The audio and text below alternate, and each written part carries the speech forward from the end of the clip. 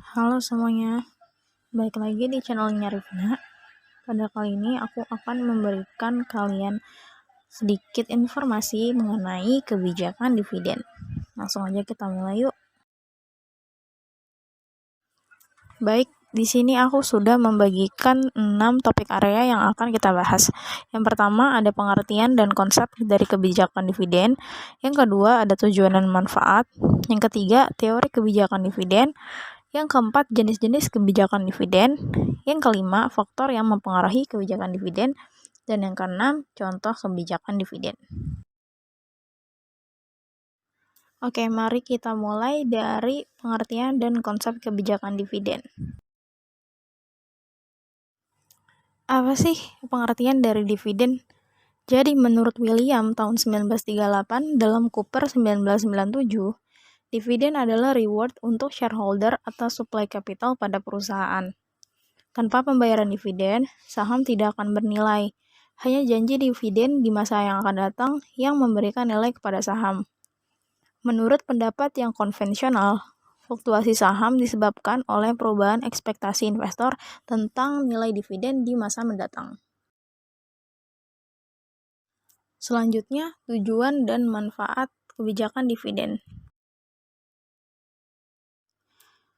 Tujuan kebijakan dividen yang pertama, untuk menunjukkan likuiditas perusahaan karena dengan dibayarkannya dividen, diharapkan kinerja perusahaan itu di mata investor bisa bagus dan diakui bahwa perusahaan mampu menghadapi gejolak ekonomi dan mampu memberikan hasil kerja kepada investor. Yang kedua, sebagian investor itu memandang bahwa risiko dividen adalah lebih rendah dibanding risiko capital gain. Yang ketiga, untuk memenuhi kebutuhan para pemegang saham akan pendapatan tetap yang digunakan untuk keperluan konsumsi. Yang keempat, dividen dapat digunakan sebagai alat komunikasi antara manajemen dan pemegang saham. Selanjutnya yang manfaat kebijakan dividen, yang pertama bisa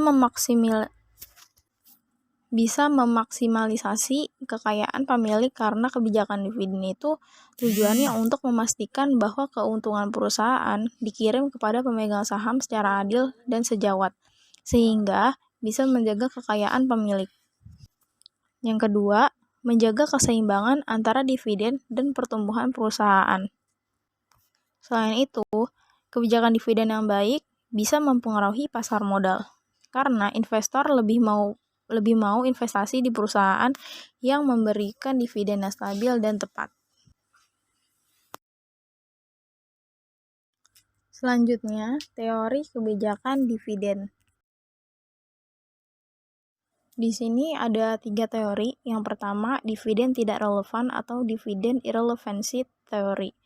Jadi beberapa kalangan berpendapat bahwa kebijakan dividen itu tidak mempunyai pengaruh terhadap harga saham perusahaan maupun terhadap biaya modalnya. Jika kebijakan dividen tidak mempunyai pengaruh yang signifikan, maka hal tersebut tidak relevan. Yang kedua, teori bird in the hand. Teori ini dikemukakan oleh Myron Garden tahun 1959 dan John Liner tahun 1956 yang berpendapat bahwa ekuitas atau nilai perusahaan akan turun apabila rasio pembayaran dividen dinaikkan, karena para investor kurang yakin terhadap penerimaan keuntungan modal atau capital gain yang dihasilkan dari laba yang ditahan dibandingkan seandainya para investor menerima dividen. Garden dan Liner berpendapat bahwa sesungguhnya investor itu jauh lebih menghargai pendapatan yang diharapkan dari dividen daripada pendapatan yang diharapkan dari keuntungan modal. Yang ketiga, teori preferensi pajak atau tax preference theory. Jadi karena adanya keuntungan-keuntungan pajak ini, para investor mungkin lebih suka perusahaan yang menahan sebagian besar laba perusahaan. Jika demikian, para investor akan mau membayar lebih tinggi untuk perusahaan yang pembagian dividennya rendah daripada untuk perusahaan sejenis yang pembagian dividennya lebih tinggi. Selanjutnya, ada jenis-jenis kebijakan dividen. Yang pertama, dividen tunai atau cash dividend. Dividen tunai adalah dividen yang dibagi dalam bentuk uang tunai. Yang kedua, dividen saham atau stock dividen. Dividen saham merupakan dividen yang dalam bentuk saham. Jadi dengan dibagikannya dividen dalam bentuk saham, maka akan meningkatkan likuiditas perdagangan di bursa efek. Yang ketiga, sertifikat dividen atau scrip dividen. Sertifikat dividen adalah dividen yang dibayarkan dengan sertifikat atau proms yang dikeluarkan oleh perusahaan yang menyatakan suatu waktu sertifikat itu bisa ditukarkan dalam bentuk uang. Selanjutnya, yaitu faktor-faktor yang mempengaruhi kebijakan dividen. Nah, di sini ada 11 faktor yang bisa mempengaruhi kebijakan dividen. Yang pertama, undang-undang. Yang kedua, posisi likuiditas. Ketiga, kebutuhan untuk melunaskan hutang. Yang keempat, larangan dalam perjanjian hutang. Yang kelima, tingkat ekspansi aktiva. Yang keenam, tingkat laba. Yang ketujuh, stabilitas laba. Yang kedelapan, peluang ke pasar modal. Yang kesembilan, kendali. Yang ke-10, posisi pemegang saham sebagai pembayar pajak. Dan yang terakhir, pajak atas laba yang diakumulasikan secara salah.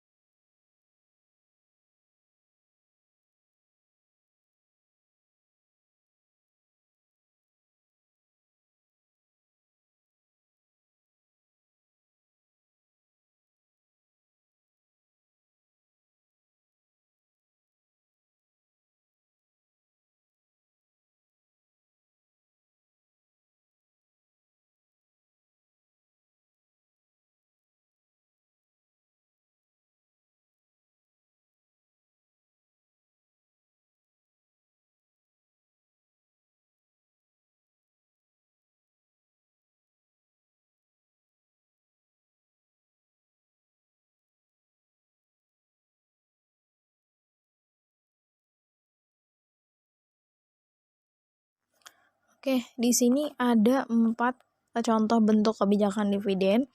Yang pertama itu stable dividend per share policy atau kebijakan dividen per lembar saham yang stabil. Nah, banyak perusahaan yang menggunakan kebijakan ini karena dipandang baik oleh investor. Dividen yang stabil menunjukkan perusahaan beresiko rendah. Meskipun pada suatu tahun tertentu perusahaan menderita rugi, perusahaan tuh harus mempertahankan dividen untuk menghindari konotasi negatif dari investor maupun calon investor. Yang kedua, constant dividend payout ratio policy atau constant dividend per share atau earning per share policy atau kebijakan dividen payout ratio yang stabil. Nah, dengan kebijakan ini, besarnya presentasi keuntungan yang dibayarkan sebagai dividen adalah konstan. Karena keuntungan neto berubah-ubah, maka dividen yang dibayarkan juga bisa berubah-ubah kalau menggunakan kebijakan ini. Kebijakan ini akan menimbulkan masalah kalau keuntungan perusahaan itu turun drastis atau kalau perusahaan itu menderita kerugian, maka dividen yang dibayarkan akan berkurang atau tidak ada dividen yang dibayarkan. Yang ketiga, compromise policy atau kebijakan kompromi. Perpaduan antara kebijakan dividen yang jumlah rupiahnya stabil dengan kebijakan dividen yang mendasarkan pada persentase bertujuan agar perusahaan membayar dividen per lembar saham dalam jumlah rupiah yang rendah ditambah dividen sebesar persentase tertentu dari tambahan keuntungan. Nah, yang terakhir, residual dividend policy atau kebijakan dividen residual. Apabila kesempatan perusahaan berinvestasi. Yang terakhir, residual dividend policy atau kebijakan dividen residual. Apabila kesempatan perusahaan berinvestasi tidak stabil, manajemen mungkin ingin mempertimbangkan kebijakan dividen yang berfluktuasi.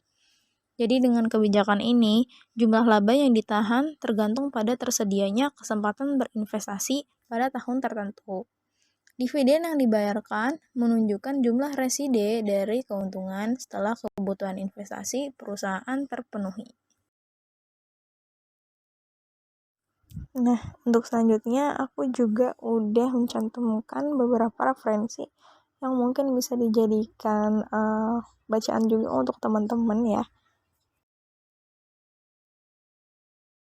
Oke, segitu dulu penjelasan mengenai kebijakan dividen dari aku. Semoga ilmu yang tadi aku sudah sampaikan bisa bermanfaat untuk teman-teman semua. Wassalamualaikum warahmatullahi wabarakatuh.